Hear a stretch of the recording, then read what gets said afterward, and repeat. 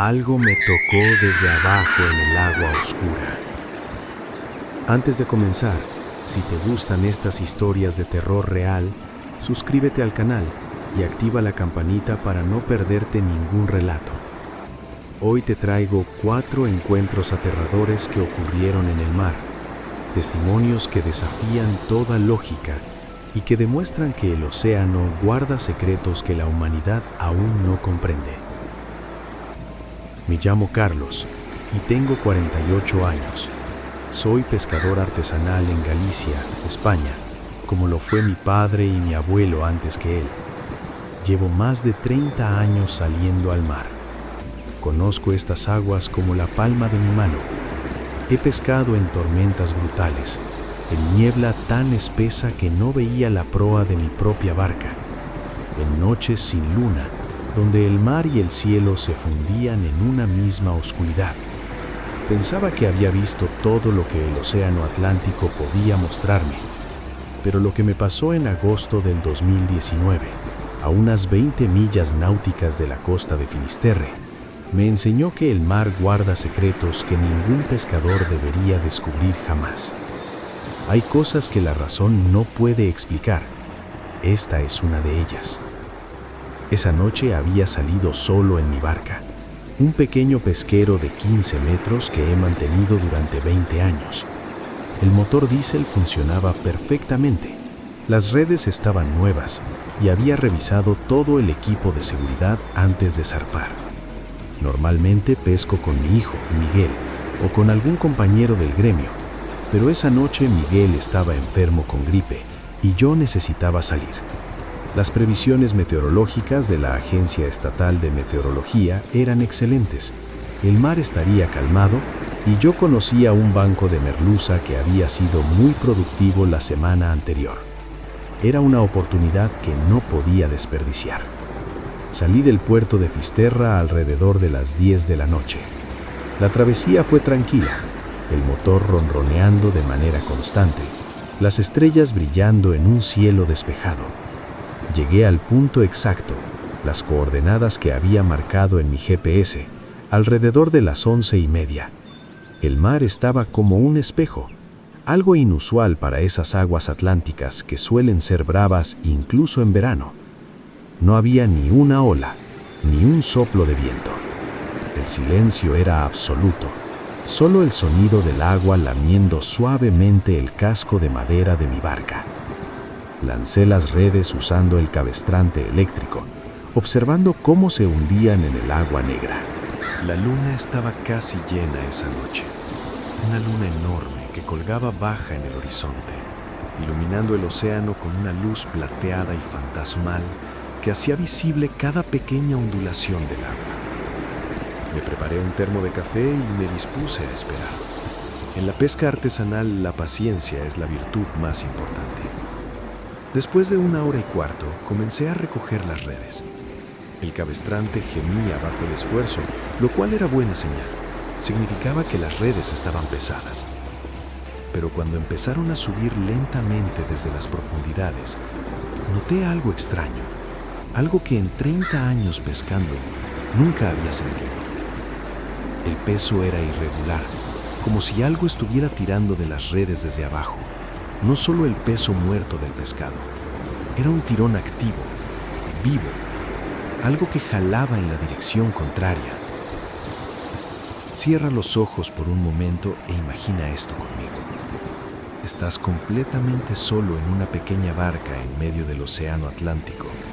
Es pasada la medianoche, la tierra más cercana está a 20 millas. La única luz viene de la luna llena y de las lámparas halógenas de tu barca. El silencio es tan profundo que puedes escuchar tu propia respiración. Y entonces sientes que algo no está bien, algo en el peso de tus redes, algo que tira desde las profundidades oscuras, algo que parece tener intención. Continué recogiendo, luchando con el cabestrante eléctrico que protestaba bajo la carga extraña. Las redes emergieron finalmente, chorreando agua salada bajo la luz de mis lámparas. Había pescado, sí, merluzas grandes y jureles, Pero también había algo más que me hizo retroceder instintivamente. Algas, muchas algas, más de las que normalmente se enganchan en las redes marinas. Y estas algas tenían un color extraño, no el verde o marrón normal, sino un tono rojizo oscuro, casi negro, y olían mal. No al olor salobre y fresco de algas marinas normales, sino a algo putrefacto, a descomposición orgánica, a muerte. Un olor que se pega en la garganta y en las fosales nasales, que te hace querer vomitar. Comencé a separar el pescado de las algas con mis manos enguantadas, arrojando los peces buenos a la caja de hielo. Entonces fue cuando encontré algo que me heló la sangre hasta los huesos. Entre las algas podridas había algo que parecía ser pelo humano. Pelo largo y negro, muy negro, brillante bajo la luz de mis lámparas, enredado profundamente en la malla de las redes. Y no era solo un mechón que pudiera haber caído accidentalmente al mar. Había metros y metros de él, como si alguien con una melena inmensamente larga hubiera quedado atrapado en mi red. Mi primer pensamiento fue terrible y me hizo sentir náuseas. ¿Había pescado el cadáver de una mujer ahogada? Pero examiné las redes cuidadosamente bajo la luz y no había cuerpo, solo pelo, mucho pelo, demasiado pelo para venir de una sola persona. Lo corté con mi navaja marinera, sintiendo una repulsión profunda, y lo arrojé por la borda de vuelta al agua oscura.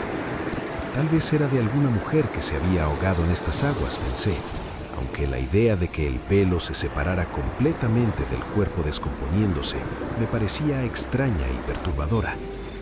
Decidí que ya había pescado suficiente esa noche. Quería volver a puerto, llegar a tierra firme, alejarme de ese lugar. Recogí el resto de las redes rápidamente, las guardé sin mi cuidado habitual y me dirigí hacia los controles para arrancar el motor y poner rumbo a casa. Fue entonces, en ese preciso momento de silencio antes de girar la llave de contacto, cuando escuché el sonido.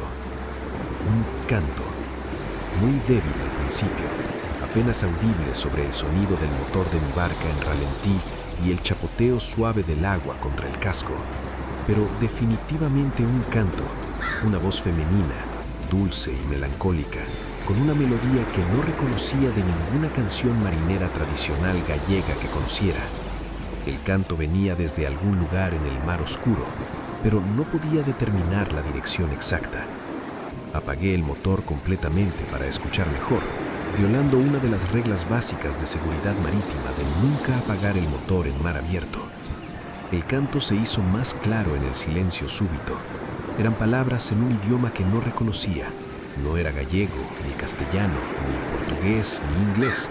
Era algo más antiguo, algo que sonaba como si las palabras mismas fueran tan viejas como el océano. Pero la melodía era hermosa y profundamente triste a la vez, como un lamento por algo perdido hace mucho tiempo. Parecía venir desde todas las direcciones simultáneamente, o tal vez desde debajo del agua. Me asomé por el costado de estribor de la barca, agarrándome a la borda, mirando el mar plateado por la luna. El agua estaba tan absolutamente tranquila que podía ver mi propio reflejo en la superficie, como si fuera un espejo oscuro. Y entonces vi algo más que mi reflejo. Una sombra grande bajo el agua, oscura contra el fondo negro del océano profundo, moviéndose lentamente en círculos alrededor de mi barca. Al principio pensé que debía ser un tiburón grande, tal vez un tiburón peregrino, que son comunes en estas aguas, o quizás una ballena pequeña que se había acercado por curiosidad. Pero la forma no era correcta para ninguna de esas criaturas. Era demasiado larga y demasiado delgada, y se movía de una manera extraña, serpenteando a través del agua como si no necesitara propulsión. El canto continuaba, más fuerte ahora, más claro, más cercano. Y la sombra se acercaba a la superficie lentamente. Podía ver más detalles ahora en el agua clara iluminada por la luna. No era una sola criatura, o al menos no una sola masa. Parecían ser varias cosas entrelazadas, moviéndose juntas como una masa única, pero compuesta de partes diferentes. Había algo que parecían ser brazos o tentáculos, tal vez, agitándose suavemente en el agua. Entonces rompió la superficie del agua, justo al lado de mi barca, a menos de 3 metros del casco de estribor, emergiendo lentamente como si ascendiera desde profundidades inmensas. Y lo que vi me hizo retroceder con un grito ahogado en la garganta, tropezando con las redes mojadas en la cubierta y cayendo de espaldas, sin poder apartar los ojos de lo que había emergido. Era una mujer, o algo que parecía ser una mujer de la cintura para arriba, pero no una mujer humana. La piel era pálida, pero no un pálido saludable, sino un pálido cadavérico, casi gris a la luz de la luna, con un tono verdoso que sugería descomposición o vida en aguas profundas donde nunca llega el sol. El cabello era largo, larguísimo, negro como la tinta, flotando en el agua alrededor de su cabeza y hombros como algas vivientes o serpientes. Pero eran sus ojos lo que más me aterrorizaba. Sus ojos eran completamente negros, sin blancos distinguibles, sin pupilas distinguibles, solo 2 pozos de oscuridad absoluta que me miraban con una inteligencia antigua y profunda. Y su boca, cuando sonrió, cuando me miró y sonrió, mostraba demasiados dientes para ser humana, dientes afilados como agujas, en filas múltiples como los de un tiburón, brillando húmedos bajo la luz de la luna. No era una sonrisa amistosa, era una sonrisa de depredador. De la cintura para abajo, donde debería haber piernas humanas, había algo completamente diferente y aterrador. No era una cola de pez elegante como en las historias románticas de sirenas que se cuentan a los niños. Era algo mucho más perturbador y primordial. Tentáculos quizás, o algo parecido a serpientes marinas. Era difícil distinguir exactamente en el agua oscura que se agitaba. Múltiples apéndices que se retorcían y ondulaban independientemente unos de otros. Algunos gruesos como mi brazo, otros delgados como cuerdas, todos cubiertos de algo que parecían ser ventosas o espinas. Ella dejó de cantar cuando nuestras miradas se encontraron. El silencio súbito fue casi tan aterrador como el canto había sido. Su sonrisa se amplió, imposiblemente ancha, mostrando más de esas filas de dientes afilados. «Pescador», dijo en español perfecto, en castellano sin acento, aunque su voz tenía un tono extraño y resonante, como si las palabras viajaran a través de profundidades oceánicas antes de llegar a mis oídos. «Has tomado de nuestras aguas durante muchos años. Has tomado nuestros peces, nuestras criaturas. Esta noche has tomado algo que no te pertenece». Señaló con un brazo pálido y demacrado hacia las redes que yo había guardado, hacia donde había cortado y arrojado ese pelo negro y extraño. Entendí inmediatamente que se refería al pelo que había pescado accidentalmente en mis redes. «Lo siento», logré decir, mi voz temblando incontrolablemente, apenas reconociendo mi propia voz del miedo. «No sabía, no fue intencional, ya lo devolví al agua. Por favor». Ella inclinó la cabeza hacia un lado, estudiándome, como un ave predadora examina a un blatón atrapado, considerando mis palabras. Sus ojos negros e insondables no parpadeaban nunca. «Lo devolviste, sí, eso está bien, pero ahora nos has visto. Y aquellos que nos ven, los pescadores que descubren lo que realmente habita estas aguas profundas, deben elegir. Pueden unirse aquí en las profundidades donde la luz del sol nunca llega, donde reinamos desde antes de que vuestros antepasados construyeran los primeros barcos. O pueden irse y nunca, jamás regresar a estas aguas específicas. No tuve que pensarlo ni un segundo. Mi instinto de supervivencia gritaba una sola palabra. «Me iré», dije rápidamente, casi desesperadamente. «Me iré ahora mismo. Nunca volveré aquí, lo juro, por la Virgen del Carmen, por todos los santos, lo juro». Ella asintió lentamente, su sonrisa nunca desvaneciéndose. Sabio. Algunos pescadores, cuando nos ven, eligen quedarse. Piensan que pueden poseernos, que pueden tenernos, que somos como las mujeres de sus pueblos. Pero se equivocan. Nosotras poseemos. Nosotras tomamos. No somos poseídas. Aquellos que eligen quedarse descubren esto demasiado tarde, cuando ya están hundiéndose en las profundidades con nosotras. Se hundió entonces, desapareciendo bajo la superficie sin apenas hacer olas o perturbaciones, deslizándose de vuelta a las profundidades como si nunca hubiera estado allí. Pero antes de que desapareciera completamente en la oscuridad acuática, vi algo más en el agua alrededor de mi barca que hizo que mi corazón casi se detuviera. Más figuras, docenas de ellas tal vez, todas con esa misma perturbadora mitad mujer, mitad pesadilla, todas flotando justo debajo de la superficie, todas mirándome con esos ojos negros sin fondo. Arranqué el motor con manos temblorosas, la llave casi cayéndose de mis dedos entumecidos. El diésel rugió a la vida. Aceleré a máxima potencia, sin importar el consumo de combustible o el desgaste del motor, huyendo de ese lugar como si el mismísimo demonio me persiguiera. No miré atrás hasta que estuve a varias millas de distancia.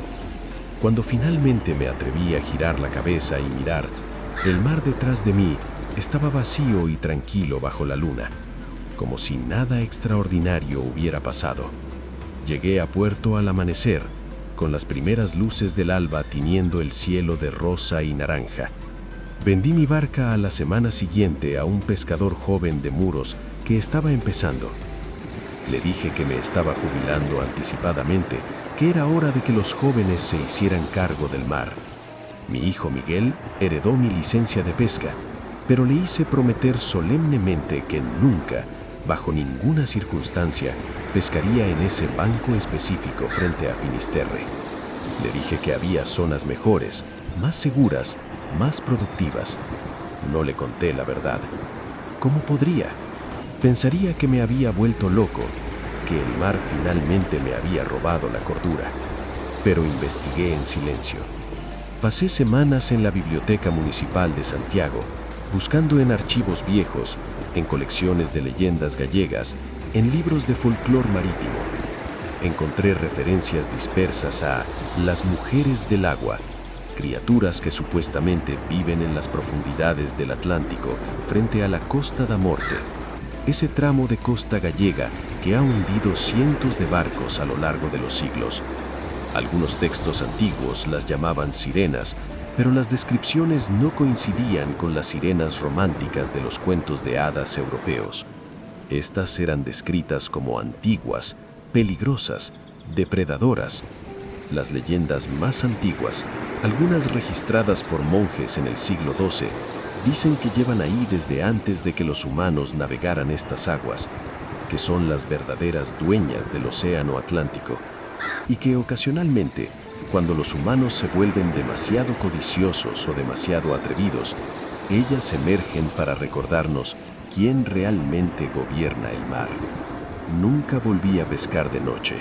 Ahora trabajo en el puerto, reparando redes para otros pescadores. Un trabajo honesto que me mantiene en tierra firme. Y cuando veo el mar desde el malecón, especialmente en noches de luna llena, a veces me pregunto cuántos de mis colegas pescadores han visto lo que yo vi. ¿Cuántos han hecho esa misma elección entre irse o quedarse? ¿Cuántos eligieron quedarse y nunca volvieron a puerto, reportados como perdidos en el mar, víctimas de tormentas o accidentes que nunca ocurrieron? Dale me gusta si lo estás disfrutando y cuéntame en los comentarios. ¿Alguna vez viviste algo paranormal en el mar o en cualquier otro lugar? Me encantaría leer tu historia.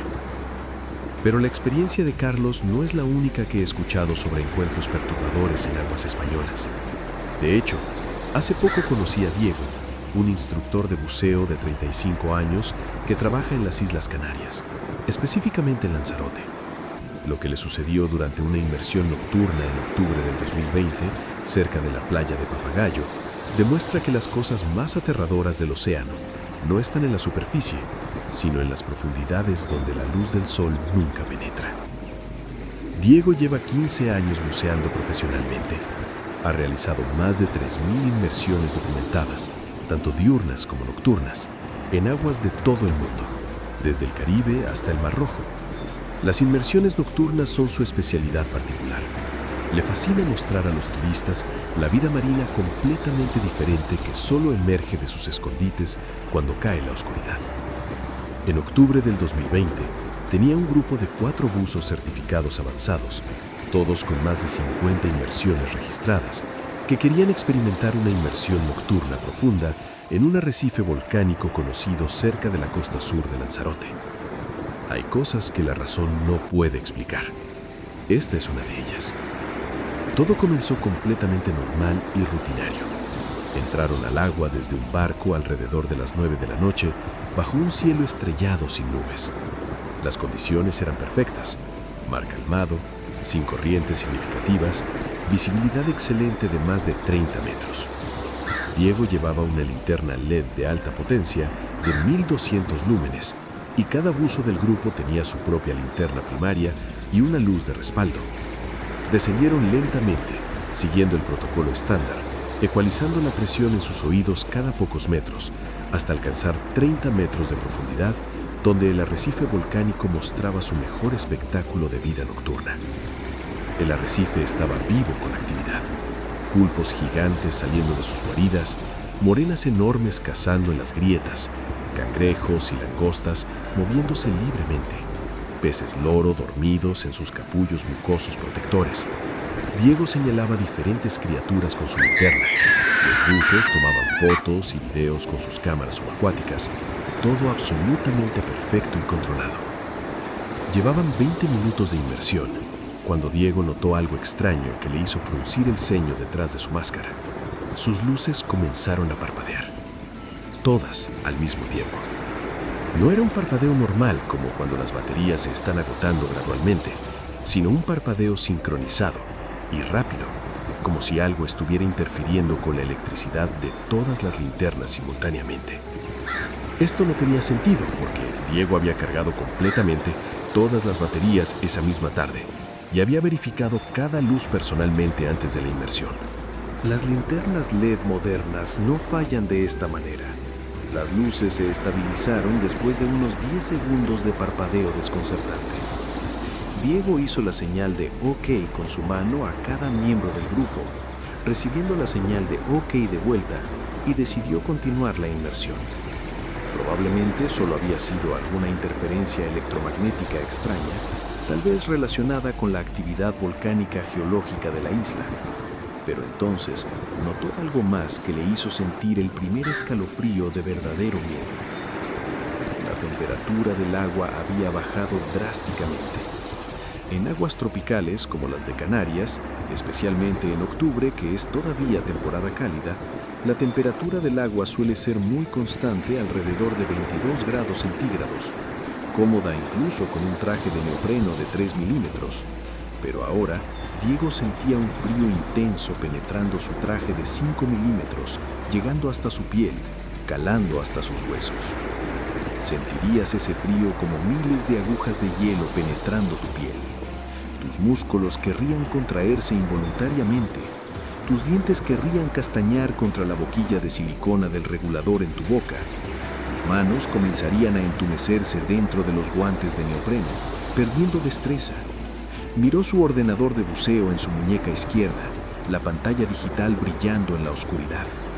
La profundidad mostraba correctamente 30 metros, pero la temperatura mostrada era imposible, 8 grados centígrados. Eso era una temperatura de aguas árticas, completamente imposible en Canarias. Debía ser un mal funcionamiento del sensor de temperatura, pero los otros buzos también estaban señalándose entre sí, frotándose los brazos, indicando claramente que sentían el frío antinatural. Diego tomó una decisión rápida. Algo no estaba bien. Varios sistemas estaban fallando o mostrando lecturas imposibles, y la primera regla del buceo técnico es terminar la inmersión al primer signo de problemas. Hizo la señal estándar de subir ahora con su pulgar apuntando hacia la superficie y comenzó a guiar al grupo hacia arriba. Pero cuando se giró para orientarse y verificar la posición del barco en la superficie usando su brújula, vio algo que lo hizo detenerse completamente en el agua. Su aleta a medio batir. Más allá del alcance de sus linternas, en la oscuridad absoluta del océano abierto fuera del arrecife, había luces. Pero no eran luces de otros buzos o de barcos en la superficie. Eran luces azules pálidas, de un azul eléctrico antinatural, pulsando lentamente y rítmicamente, como si fueran latidos, como si fueran corazones brillantes en la negrura. Y se movían, ascendiendo lentamente desde las profundidades abisales que estaban debajo de ellos, acercándose. Diego pensó inicialmente que podría ser bioluminiscencia. Algunos organismos marinos, como ciertos tipos de medusas o plancton dinoflagelado, producen luz biológica cuando son perturbados.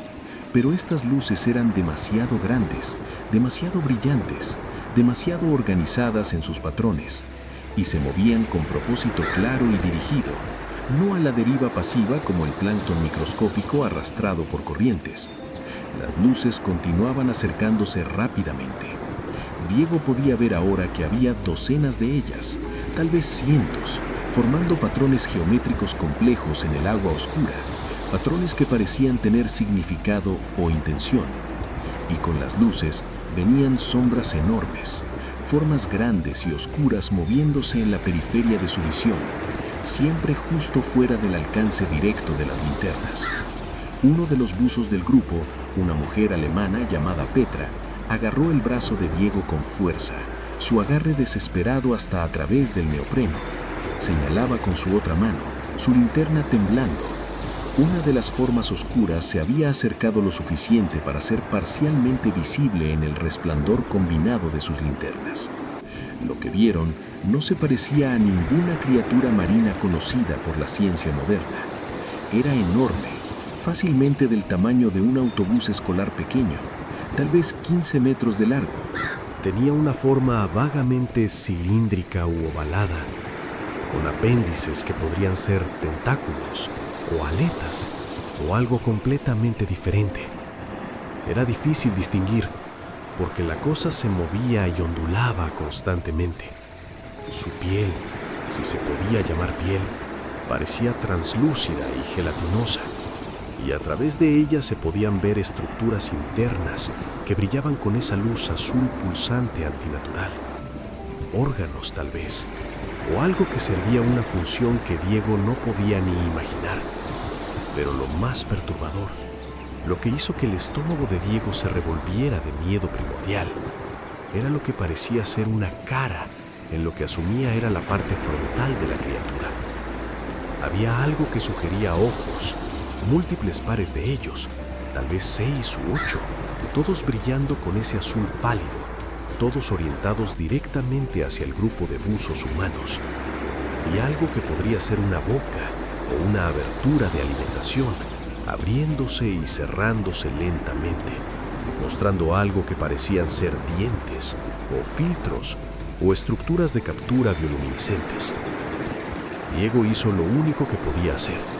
Agarró a su grupo, reuniéndolos cerca de él con señas urgentes y gestos desesperados, y comenzó un ascenso controlado pero rápido hacia la superficie lejana.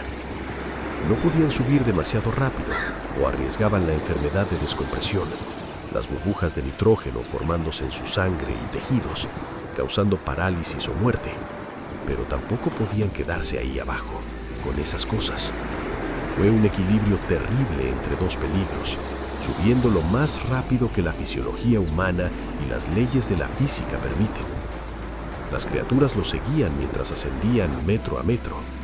Diego podía ver sus luces azules pulsantes debajo del grupo, manteniéndose a una distancia de tal vez 20 metros, pero claramente siguiéndolos, claramente interesadas.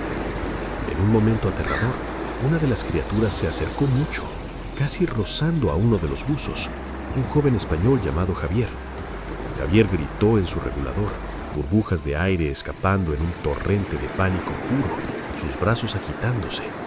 Diego tuvo que agarrarlo, calmarlo con señas de mano, recordarle que debía seguir respirando normalmente o se quedaría sin aire.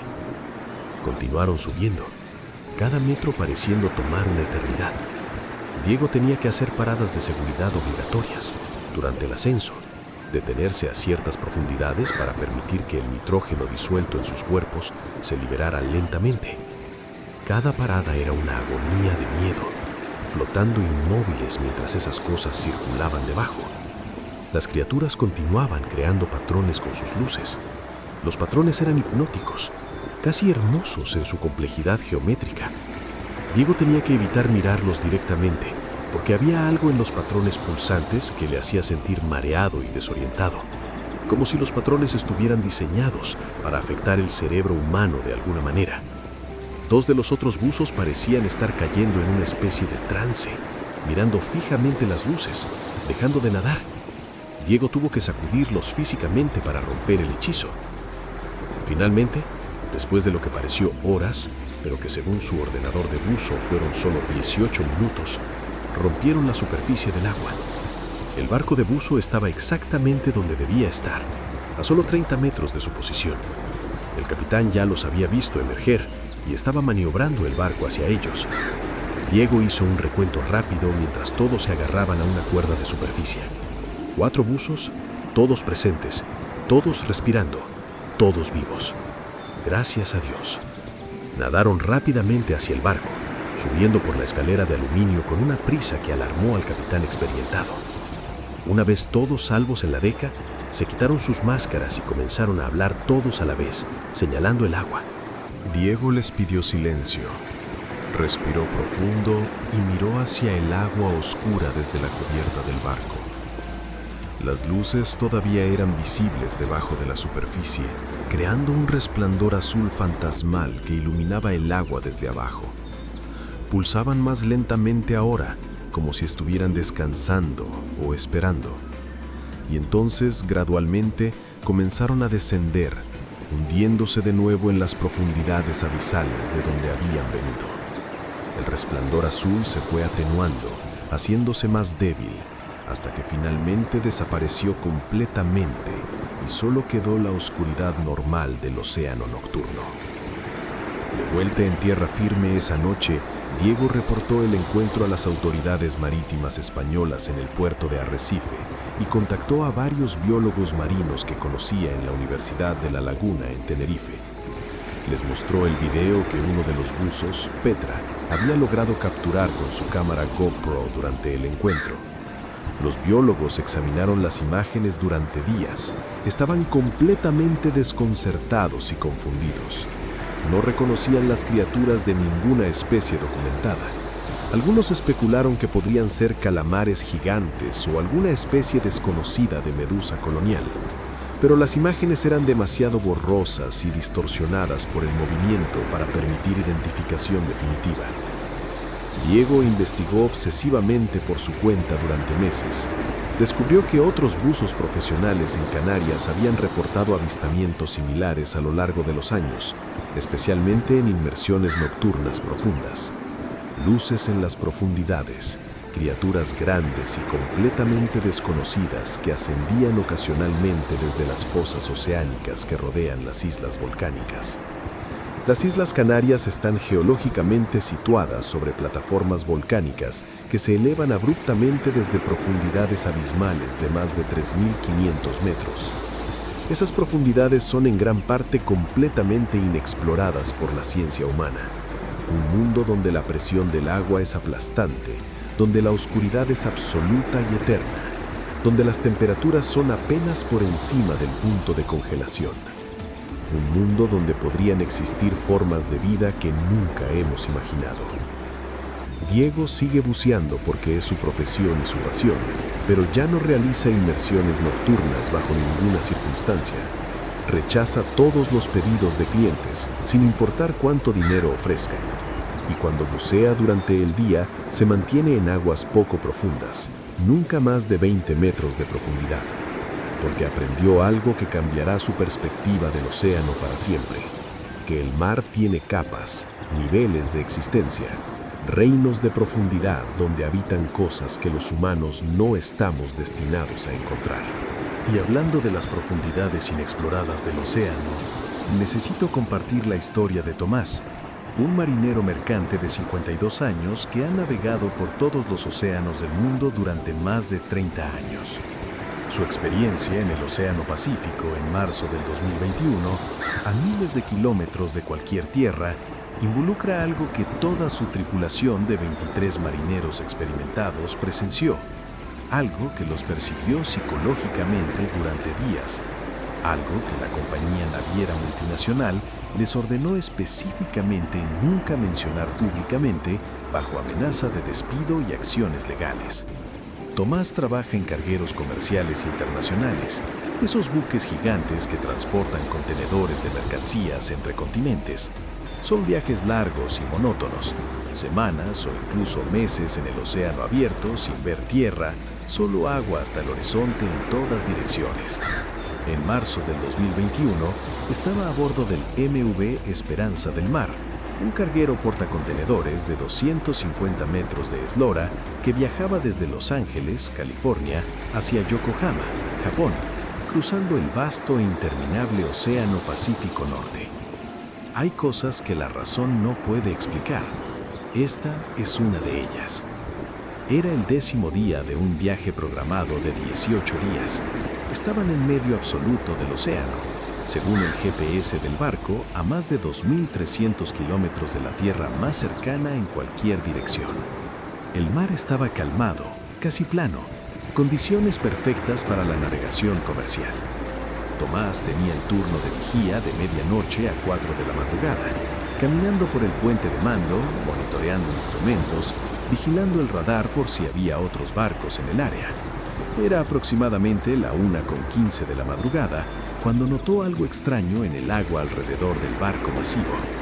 El océano estaba brillando con bioluminiscencia, lo cual no era particularmente inusual en aguas del Pacífico. El plancton microscópico a menudo brilla cuando es perturbado por el movimiento del agua, pero este brillo era diferente de cualquier bioluminiscencia normal que Tomás hubiera visto en 30 años en el mar. Era más intenso, más organizado, más intencional. El brillo formaba patrones geométricos perfectos en el agua, círculos concéntricos que se expandían desde un punto específico a aproximadamente 150 metros de la proa del barco. Los círculos continuaban expandiéndose, haciéndose más y más grandes, pulsando con un ritmo constante. Y entonces, Tomás vio que algo estaba emergiendo lentamente en el preciso centro de los círculos. Algo grande, algo masivo, algo que no debería existir. Al principio, bajo la débil luz de las estrellas y las luces de navegación del barco, parecía ser una isla pequeña, una masa oscura y sólida elevándose gradualmente del océano. Pero Tomás sabía por las cartas náuticas que no había ninguna isla, ninguna roca, ningún escollo en esta área del Pacífico. El océano aquí tenía más de 5.000 metros de profundidad, uno de los lugares más profundos del planeta. No podía haber tierra emergiendo, y sin embargo, allí estaba. Un olor llegó entonces, transportado por la brisa nocturna hacia el barco, penetrante, orgánico, nauseabundo, como pescado muerto pudriéndose al sol durante semanas, mezclado con algo químico y acre que quemaba las fosas nasales y hacía que los ojos lagrimearan, el tipo de olor que hace que tu estómago se revuelva involuntariamente y que tu cuerpo entero quiera alejarse de la fuente. Tomás activó inmediatamente la alarma general del barco, un sonido estridente que despertó a toda la tripulación. El capitán llegó corriendo al puente en menos de 2 minutos, seguido por el primer oficial y varios tripulantes. Para cuando se reunieron en el puente, la cosa había emergido casi completamente del agua. Era absolutamente enorme, tal vez el tamaño del propio barco, que medía 250 metros de eslora y tenía un desplazamiento de 50.000 toneladas. El capitán ordenó que todos los focos de búsqueda del barco se dirigieran hacia la cosa. Bajo la luz brillante de los focos de alta intensidad, finalmente pudieron verla con claridad terrible. Y lo que vieron hizo que varios tripulantes se santiguaran, susurrando oraciones en diferentes idiomas. No era una isla, no era una roca, era una criatura viviente, una criatura de un tamaño que no debería ser biológicamente posible. Tenía una forma vagamente ovalada, ovoide, como un huevo de dinosaurio gigantesco, midiendo tal vez 150 metros de largo. Toda su superficie exterior estaba cubierta densamente de lo que parecía ser vida marina incrustada, percebes del tamaño de platos, mejillones del tamaño de pelotas de fútbol, algas marinas colgando en cortinas de metros de largo, anémonas gigantes pulsando, cangrejos y langostas caminando sobre su superficie. Y entre todo esto, incrustados en lo que parecía ser la piel de la criatura, había esqueletos de peces grandes, esqueletos de tiburones, incluso lo que parecían ser costillas y huesos de ballenas, todo calcificado y fusionado con la superficie de esta cosa monstruosa. La criatura flotaba inmóvil en la superficie del océano, sin moverse, como si estuviera descansando después de un ascenso agotador desde profundidades incomprensibles, o quizás muriendo, expulsada de las profundidades por alguna razón desconocida. No tenía características anatómicas obvias que Tomás pudiera identificar como ojos o boca o aletas, solo esa masa ovalada masiva cubierta de incrustaciones de vida marina y muerte marina. El capitán, un noruego experimentado de 60 años llamado Johansen, que había navegado en todos los océanos del mundo, estaba pálido. Ordenó que el barco redujera la velocidad a solo 2 nudos y circulara lentamente alrededor de la criatura a una distancia de seguridad de 300 metros. Toda la tripulación estaba ahora encubierta, 23 hombres y mujeres de diferentes nacionalidades, todos mirando boquiabiertos esta imposibilidad biológica. Tomaron cientos de fotografías con cámaras digitales, smartphones, incluso con la cámara de video profesional que el barco llevaba para documentar la carga. Algunos tripulantes grababan video. Todos querían evidencia de lo que estaban presenciando. El oficial científico del barco, un biólogo marino alemán llamado Klaus, que normalmente estudiaba muestras de plancton, estaba temblando de excitación y terror mezclados, tomando notas frenéticas, murmurando hipótesis imposibles. Después de aproximadamente 25 o 30 minutos de flotar inmóvil en la superficie, la criatura comenzó a hundirse. Lentamente al principio, solo unos centímetros por minuto, luego acelerando gradualmente. El agua comenzó a arremolinarse alrededor de su masa mientras descendía, creando corrientes y pequeños remolinos. La cosa se deslizó de nuevo bajo las olas negras, desapareciendo en las profundidades abisales de donde había venido. En menos de 3 minutos había desaparecido completamente, dejando solo olas concéntricas expandiéndose desde donde había estado, y ese olor horrible persistiendo en el aire. La tripulación se quedó en silencio por un momento, procesando lo que acababan de presenciar. Luego todos comenzaron a hablar a la vez, compartiendo teorías, expresando incredulidad, verificando que los demás también lo habían visto. El capitán Johansen reportó el incidente inmediatamente a la compañía naviera por radio satelital, describiendo lo que toda la tripulación había presenciado y confirmando que tenían evidencia fotográfica y de video. La respuesta de la compañía llegó rápidamente, dentro de 1 hora. Era concisa y clara.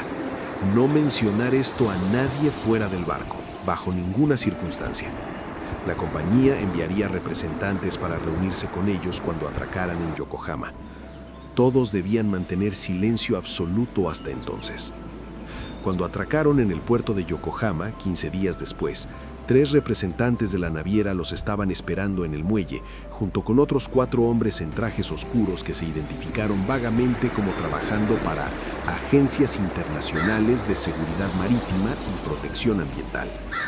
Confiscaron metódicamente todas las fotografías y videos que la tripulación había tomado, revisando cada teléfono, cada cámara, cada dispositivo de almacenamiento digital en el barco entero. Les explicaron a la tripulación, en una reunión obligatoria en la sala de conferencias del barco, que lo que probablemente habían presenciado era una criatura de las profundidades abisales que había ascendido a morir en la superficie, algo que ocasionalmente sucede con animales marinos grandes cuando están enfermos o viejos. Dijeron que publicar información o imágenes sobre tal avistamiento podría causar pánico público innecesario, generar teorías conspirativas sin base científica o atraer tráfico peligroso de barcos llenos de cazadores de sensaciones y criptozoólogos aficionados hacia áreas oceánicas profundas y peligrosas. Cada uno de los 23 miembros de la tripulación tuvo que firmar acuerdos legales detallados de no divulgación con cláusulas de confidencialidad muy específicas. Se les advirtió explícitamente que hablar públicamente sobre el incidente, publicar cualquier información en Internet o redes sociales o dar entrevistas a medios de comunicación podría resultar en pérdida inmediata de sus licencias marítimas profesionales, despido laboral y potenciales acciones legales civiles por daños. Tomás firmó el documento. Como todos sus compañeros de tripulación, necesitaba su trabajo, su familia dependía de su salario, no podía arriesgarse a perder su licencia de marinero mercante que había tardado años en obtener, pero guardó secretamente sus propias notas escritas, sus propias descripciones detalladas de lo que vio esa noche en el Pacífico, y me las compartió años después, en 2024, cuando ya estaba considerando jubilarse anticipadamente. Me dijo que lo más perturbador y preocupante del incidente completo no fue la criatura imposible en sí misma, sino la reacción de las autoridades. La velocidad sorprendente con la que aparecieron esos hombres de trajes en Japón, lo preparados que parecían con sus documentos legales ya redactados y listos, como si supieran de antemano que estas cosas existían en el océano inexplorado, como si estuvieran activamente monitoreando y ocultando sistemáticamente información sobre lo que realmente vive en las profundidades oceánicas inexploradas del planeta.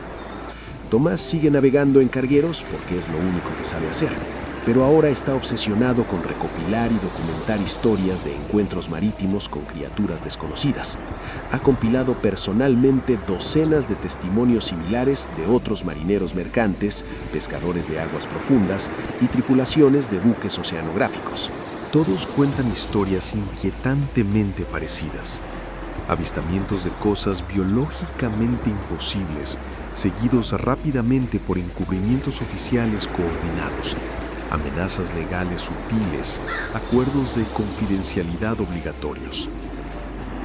Me preguntó qué pensaba que realmente estaba pasando, qué podrían estar ocultando. Le dije la verdad honesta, que no lo sé con certeza, pero que el océano cubre más del 70% de la superficie de nuestro planeta Tierra y la humanidad ha explorado y mapeado menos del 5% de sus profundidades. Hay más vida extraña, más criaturas desconocidas, más misterios biológicos ahí abajo en las fosas oceánicas que en cualquier otro ecosistema del planeta.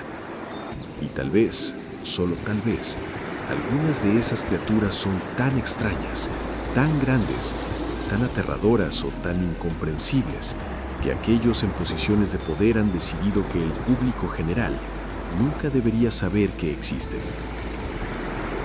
Para cerrar estos relatos inquietantes del mar, quiero compartir la experiencia de Marina, una bióloga marina de 39 años, especializada en el estudio de cetáceos, específicamente ballenas francas australes.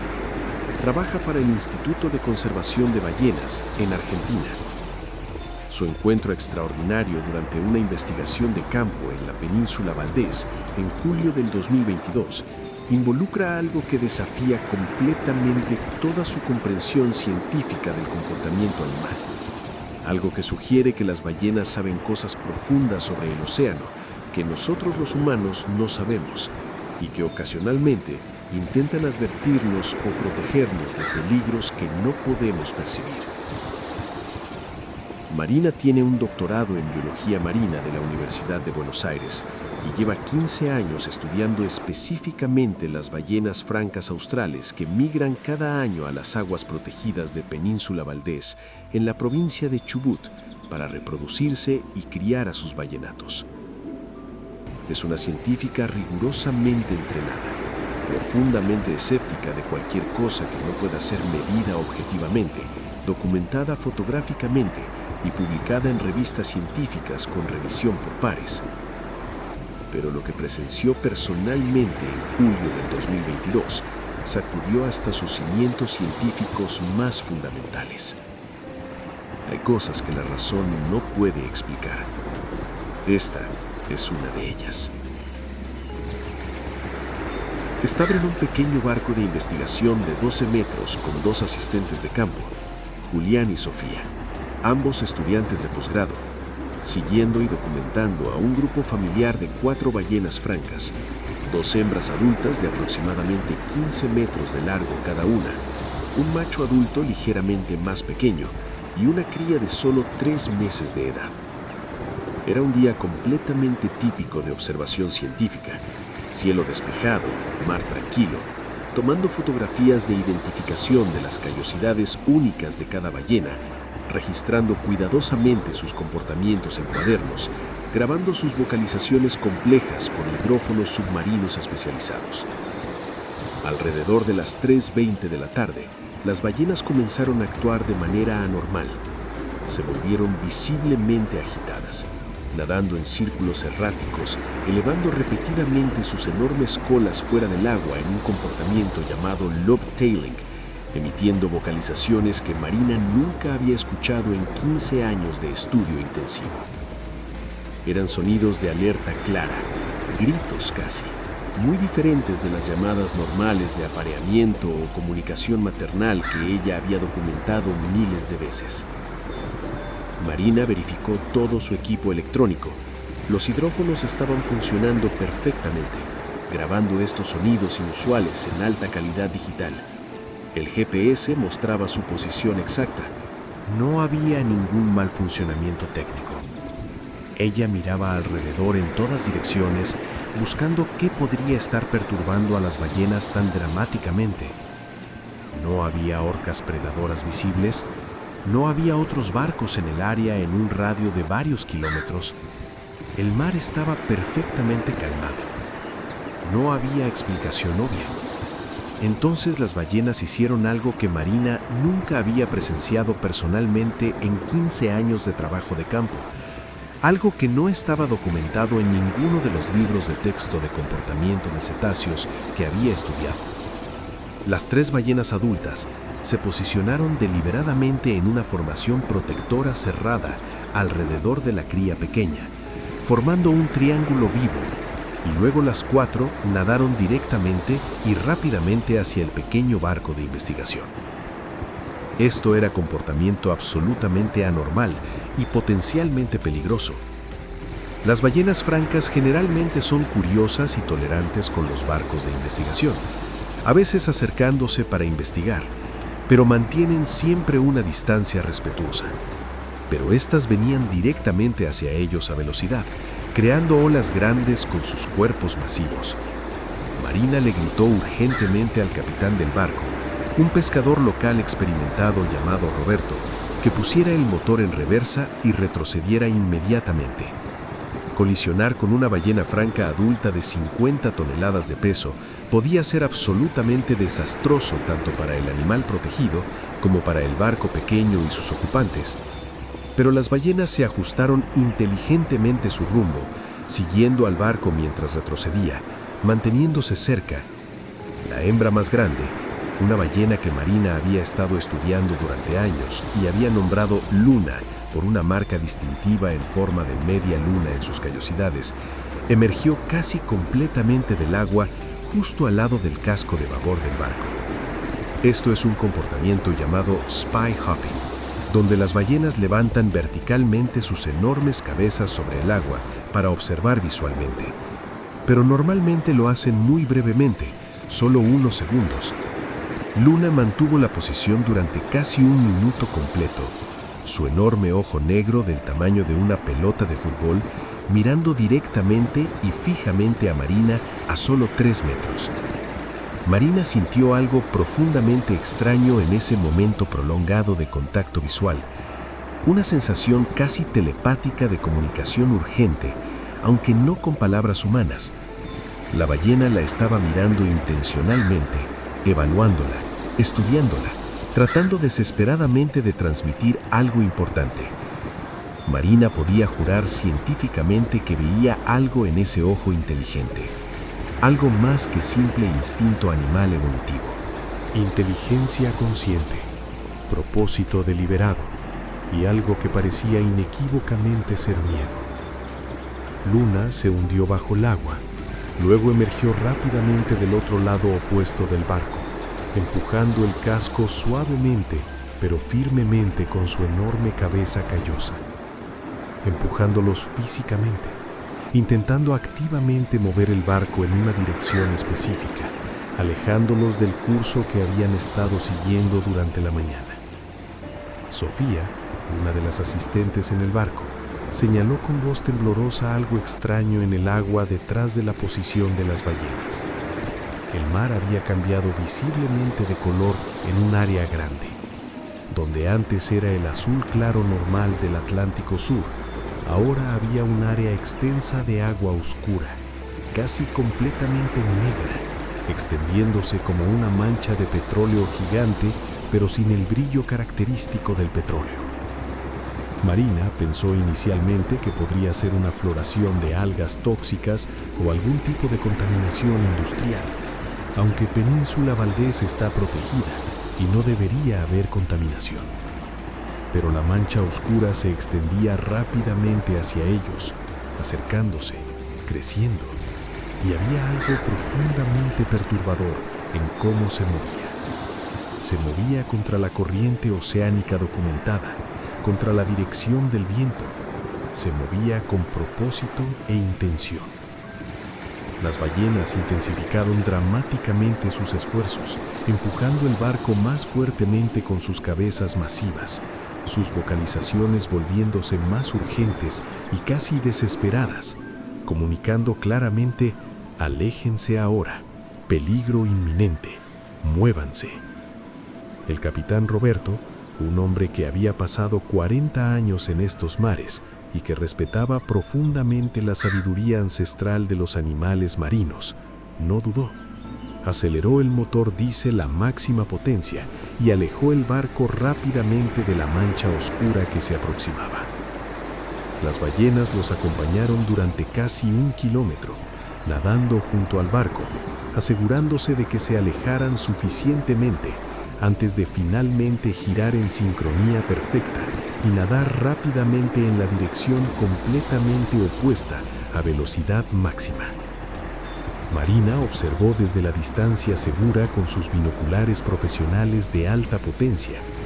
La mancha oscura había dejado de expandirse activamente. Estaba allí, flotando, pero ahora pulsaba visiblemente, como si respirara, como si fuera un organismo vivo único y masivo. Y entonces, mientras Marina observaba con horror científico y fascinación, desde el centro exacto de la mancha oscura, algo comenzó a emerger lentamente. No completamente, solo lo suficiente para romper la superficie del agua brevemente. Marina logró ver a través de sus binoculares una masa indefinida, sin forma clara o estructura reconocible, demasiado grande para ser ningún animal marino conocido por la ciencia moderna, cubierta completamente de apéndices múltiples que se agitaban y retorcían como gusanos gigantes o tentáculos. Luego se hundió vuelta bajo el agua y la mancha oscura comenzó a dispersarse gradualmente, el agua volviendo lentamente a su color azul normal transparente, como si absolutamente nada extraordinario hubiera ocurrido. Marina grabó todo el evento, o tanto como logró, bajo las circunstancias de pánico. Cuando revisó cuidadosamente todas las grabaciones de video digital después, descubrió con frustración que había mucha estática electrónica y distorsión visual severa, especialmente en los momentos precisos cuando la cosa desconocida emergió del agua. La interferencia era tan grave que era imposible obtener una imagen clara utilizable científicamente. Pero las grabaciones de audio de alta calidad de las vocalizaciones de las ballenas estaban perfectamente claras y sin distorsión. Reprodujo las grabaciones para colegas internacionales expertos en comunicación acústica de cetáceos en instituciones en Estados Unidos y Noruega. Todos confirmaron independientemente que las vocalizaciones eran inequívocamente de alerta extrema, el tipo específico de sonidos que las ballenas francas australes producen solo ante peligro mortal inminente, como ataques de orcas. Pero ningún experto pudo explicar satisfactoriamente por qué las ballenas habían actuado tan deliberadamente para proteger a humanos. Marina desarrolló una teoría personal, aunque admite completamente que es más filosofía especulativa que ciencia rigurosa verificable.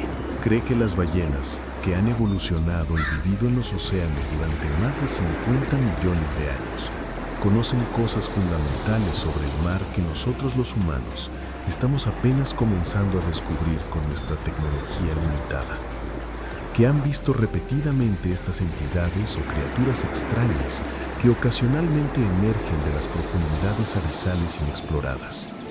Y cree firmemente que las ballenas entienden, en algún nivel de inteligencia emocional o cognitiva, que los humanos somos profundamente ignorantes de estos peligros ocultos del océano, que somos como niños inocentes jugando inconscientes en un lugar que no comprendemos realmente, y que algunas ballenas, las más inteligentes y las más empáticas, sienten una necesidad casi moral de protegernos ocasionalmente de nuestra propia ignorancia peligrosa. Marina continúa estudiando ballenas francas profesionalmente, pero ahora presta atención científica mucho más cuidadosa a sus comportamientos específicos de alerta. Ha documentado y publicado otros casos donde las ballenas parecen advertir activamente a barcos de peligros que los humanos no pueden percibir con nuestros sentidos limitados. Y se pregunta seriamente cuántas veces a lo largo de toda la historia marítima humana, las ballenas han salvado vidas sin que nunca nos diéramos cuenta o les diéramos crédito. Me dijo en nuestra última conversación que el océano es infinitamente más peligroso y profundamente más misterioso de lo que la mayoría de la gente en tierra firme cree o puede imaginar, y que deberíamos prestar mucha más atención respetuosa a los animales que han vivido ahí durante millones de años más que nosotros, porque ellos saben cosas que nosotros no sabemos, ellos ven cosas que nosotros no podemos ver, y ocasionalmente, cuando pueden, tratan desesperadamente de advertirnos. Si llegaste hasta aquí, déjame un comentario contando qué historia te impactó más. ¿Fue la de Carlos y las mujeres del agua en Galicia? ¿La de Diego y las criaturas bioluminiscentes en Canarias? ¿La de Tomás y la cosa masiva en el Pacífico? ¿O la de Marina y las ballenas protectoras en Argentina? Y si conoces a alguien que le gusten estos relatos de terror real del mar, comparte el video.